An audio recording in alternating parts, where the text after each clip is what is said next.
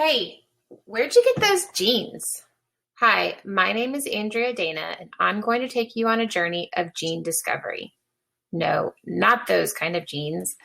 I'm talking about the kind of genes that make you, you, and how discovering more about our genes can guide future patient care decisions. When you look out amongst these penguins, it's easy to see a bunch of black and white birds that all look just alike. But take a closer look, and just like us, they're all unique individuals. As a healthcare provider, it is important to treat our patients with the notion that they are all different and require individualized care. Let's get started with a case scenario. One of your patients comes into your office today, we'll call her Betty, to discuss her recent blood work results.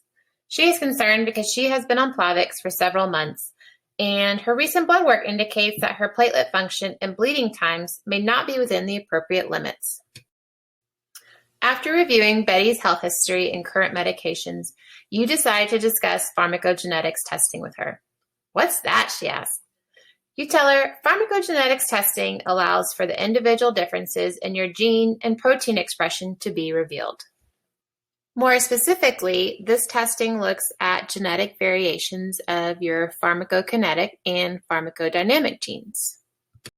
Pharmacokinetic genes are those that ultimately affect the absorption, distribution, metabolism, and elimination of medications.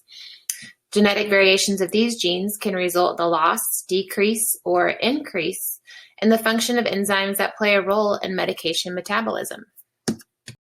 Pharmacodynamic genes, on the other hand, affect medication metabolism at the molecular level. Genetic alterations of these genes affect how target cells, such as an ion channel, enzyme, receptor, or the immune system, respond to a drug. And why would we want to know that? Betty asks. Because these differences in your gene and protein expression can affect how you metabolize certain medications, whether a particular dose of a medication is appropriate for you, and if you could potentially have harmful side effects from some of your medications. Wow, that is so cool, Betty exclaims, and we agree. So how can we get started? Betty asks. First, you have to make sure the test is ordered by a qualified provider, such as an MD, DO, NP, or PA. Then a small amount of blood, optimally 5 mL of whole blood, will need to be collected using a small butterfly needle from one of your veins. The blood will then be placed in a special EDTA lavender top tube and sent to a laboratory for analysis. Does it have to be a blood sample? Betty asks. No. While blood is the preferred specimen, we can also collect saliva or do a buccal swab of the inside of your cheeks to collect the sample. However, with this form of testing, you cannot eat, drink, smoke, or brush your teeth for up to 30 minutes before the test. How long do the results take to come back? Betty asks. We tell Betty that there are multiple options available for laboratories, depending on which specific genes we are interested in testing, and that turnaround times can vary, but usually take anywhere from 7 to 14 days. And will insurance cover it? She asks. As far as insurance, coverage is limited at this time. However, in some special circumstances, such as if there's an adverse reaction to a medication or lack of response to a medication, some providers may give assistance. 2 weeks later, Betty returns to your office to discuss her results. After reading the report, she asks, "What does an ultra-rapid metabolizer mean?" You proceed to tell Betty that there are many different forms of metabolizers. Patients with little to no enzyme activity are termed poor metabolizers. These patients may not metabolize medications properly and may fail to convert prodrugs to their active states.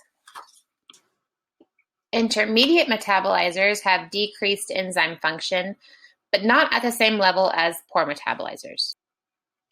Normal metabolizers are considered to have the anticipated or normal enzyme function expected.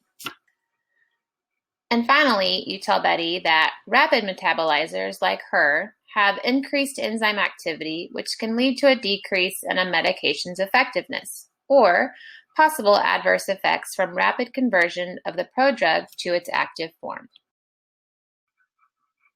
You tell Betty that you feel she would benefit from changing the dose of her medication to a level that is more compatible with her genetic makeup. Betty smiles and thanks you for taking such great care of her. Okay, I know what you're thinking. What other medications would our patients be on that would require such testing? Well, way more than you would imagine. The FDA has listed over 250 medications with labeling information that includes genomic biomarkers.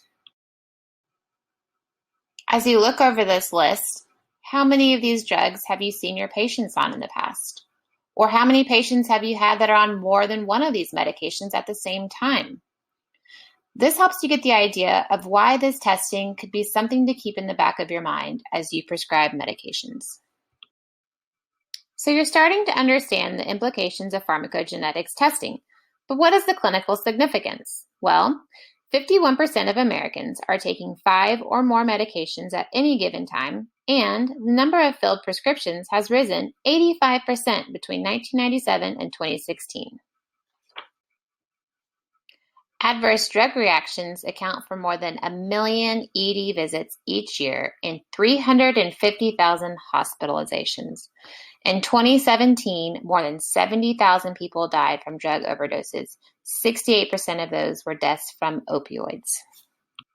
Since the majority of prescription medications are written in primary care settings, utilizing pharmacogenetics testing in your practice could decrease the number of prescriptions per patient, provide long-term cost savings to patients, decrease the number of adverse drug reactions, and provide more individualized care. As a new healthcare provider, you may be asking, well, what else should I know? And first, pharmacogenetics testing is a relatively new technology with only about a decade of history. Therefore, there are still several barriers in place to its use, such as lack of formal guidelines on when it should be utilized. In addition, the cost versus benefit debate is still ongoing, with the average cost of testing ranging from $200 to $500 or more, and insurance not covering most testing. Some patients may simply not be able to afford it. Also, we are not geneticists, so talking with our patients about their results may be challenging, especially if they have questions. Some labs do offer genetic consultations with the test. However, the patient may need to be directed to a genetic counselor for further explanation.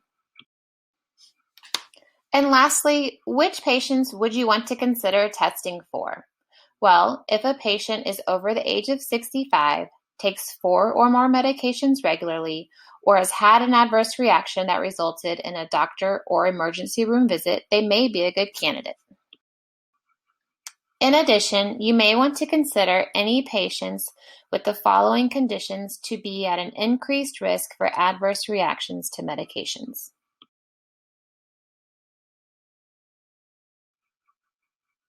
Thank you so much for watching, and I hope you enjoyed learning a little bit more about genes and how they can be used in our future practice as healthcare providers.